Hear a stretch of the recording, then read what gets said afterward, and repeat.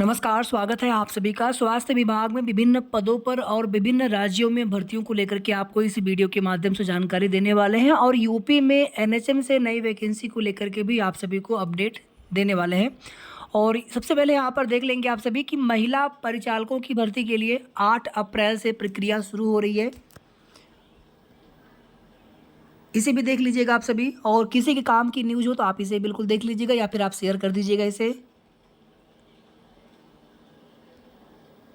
आप देखेंगे विदेशों में भी लगातार कुछ न कुछ स्वास्थ्य विभाग में नर्स आदि के या केयर गिवर आदि के पदों पर वैकेंसी आती रहती है। इन पर अच्छे खासे वेतन का प्रावधान होता है। हालांकि ये परमानेंट नहीं होते हैं, कुछ सालों के लिए अनुबंध पर होते हैं। इन भर्तियों की विस्तृत जानकारी के लिए अपने जिला सेवायोजन कार्यालय या फिर जो प्रदेश का सेवायोजन कार्यालय होता है, आप वहाँ से इनके बारे में विस्तृत जानकारी आप पता कर सकते हैं। और अगर आप इच्छुक हो, कंफर्टेबल हो, बिल्कुल आप इसके लिए आवेदन कर सकते हैं। झारखंड राज्य में देखेंगे तो नेशनल हेल्थ मिशन एनएचएम की जो भी भर्तियां होती हैं संविदा पर होती हैं, आप लोग जानते हैं। ये झारखंड राज्य का है। एएनएम, स्टाफ नर्स, एलटी समेत विभिन्न पदों पर भर्ती के लिए अधिसूचना जारी की गई है। हालांकि इसका लास्ट डेट निकल चुका है। केजीएमयू में 733 नर्सिंग ऑफिसर की भर्ती होगी। इसके लिए भी लास्ट डेट बचा हुआ है 14 मई 2025। नर्सिंग की डिग्री व डिप्लोमा धारक बेरोजगारों के लिए अच्छी खबर है। केजीएमयू बड़े पैमाने पर नर्सिंग ऑफिसर की भर्ती करेंगे। अधिकारियों ने 3 से 4 माह में नर्सिंग ऑफिसर की भर्ती प्रक्रिया पूरी होने की उम्मीद भी जाहिर की है। यानी भर्ती बहुत जल्दी पूरी होगी। बेहतर नर्सिंग के लिए केजीएमयू प्रशासन करीब 733 नर्सिंग ऑफिसर। यहाँ पर देखेंगे तो आवेदन की लास्ट डेट 14 मई 2025 है। बीएससी नर्सिंग या फिर जीएनएम, एएनएम इसमें एलिजिबल नहीं होते हैं। बीएससी नर्सिंग हो आप या फिर आप जीएनएम हो तो आप यहाँ पर आवेदन कर सकते हैं। हालांकि आप फीस देखेंगे आवेदन की तो बहुत ज़्यादा है, 2360 रुपये है सामान्य के लिए। एससी के लिए देखेंगे और एसटी के लिए देखेंगे यहाँ पर फीस 1416 रुपये है। सामान्य यानी हमें लग रहा है यहाँ पर ओबीसी और ईडब्ल्यूएस के लिए भी फीस इतनी ही होगी। एक बार विस्तृत नोटिफिकेशन आप सभी देख लेंगे। नोटिफिकेशन हमारे पास है, अगर आप कहेंगे तो आपको अलग से इसका पूरा विस्तृत नोटिफिकेशन भी दिखा देंगे। एक अपडेट यहाँ पर आप सभी और देख लीजिएगा। अभी फिलहाल में देखेंगे तो 30 अप्रैल तक पदोन्नति की प्रक्रिया चल रही है। इसके आगे फिर जो भी खाली पद होंगे उन पदों पर भर्ती का विज्ञापन आने की उम्मीद है। कुछ नियमावली आदि भी मंगवाई गई है, उसमें संशोधन भी किया जाएगा। दंत संवर्ग की नियमावली में संशोधन का प्रस्ताव भी 10 अप्रैल तक शासन को भेजने का आदेश दिया गया है। और आगे देखेंगे प्रमुख सचिव ने स्वास्थ्य शिक्षा अधिकारी तथा बेसिक हेल्थ वर्कर की जो पुरुष है, अब जिनको एएनएम बोला जाता है, पहले बीएचडब्ल्यू होते थे, बेसिक हेल्थ वर्कर की सेवा नियमावली की पत्रावली भी मंगवाई गई है। तो कुल मिलाकर के इसमें भी संशोधन होने की उम्मीद है। देखिए मई के महीने में या फिर अगर लेट हुआ तो जून के महीने तक यूपी एनएचएम से वैकेंसी 100% आ जानी चाहिए। काफ़ी लंबे समय से आपको हम बता रहे थे कि एनएचएम से कोई भी जानकारी प्राप्त नहीं हो रही है। हालांकि पुरानी वाली भर्ती में वेटिंग लिस्ट को लेकर के अभी भी प्रयास जारी है। कोर्ट के माध्यम से ग्राउंड लेवल पर प्रयास किया गया, कोई फ़ायदा कोई उसका निष्कर्ष निकला नहीं।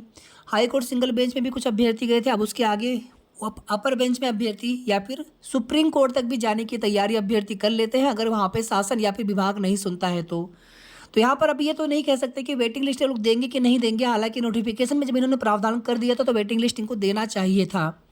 फिलहाल में अगर सब कुछ ठीक रहा, अगर कोई दिक्कत नहीं आती है वेटिंग लिस्ट आदि को लेकर के, अगर वेटिंग लिस्ट देना होगा तो अलग बात है।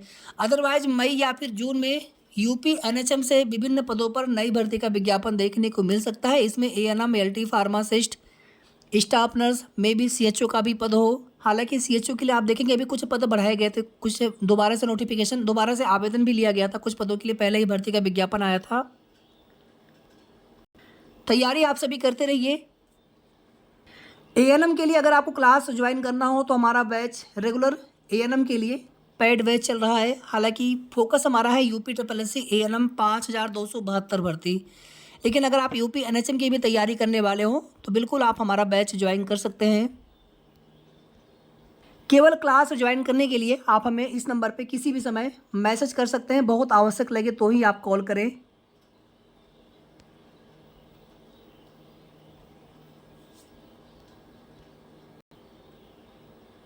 एक देखेंगे आप सभी, राजस्थान राष्ट्रीय स्वास्थ्य मिशन एनएचएम के लिए 13,000 प्लस पदों पर खाली पदों के लिए आवेदन यहाँ पे शुरू हुआ है 1 मई 2025। इसमें लास्ट डेट है रात 12 बजे तक।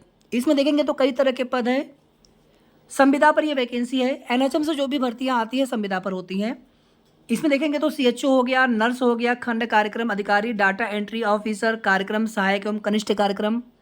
देखिए सभी पदों के लिए रजिस्ट्रेशन आवश्यक नहीं होता, कुछ पदों के लिए रजिस्ट्रेशन आवश्यक होता है। अगर उसमें स्टेट का मांग लिया जाता है तो वहाँ पे समस्या होती है। तो एक बार आप लोग विस्तृत नोटिफिकेशन जरूर पढ़ेंगे, उसके बाद अगर आप इच्छुक हो, इंटरेस्टेड हो, अगर आपके लिए कंफर्टेबल हो भर्ती, तो आप बिल्कुल आवेदन कर सकते हैं। अदर पोस्ट भी यहाँ पे आप देख लीजिएगा।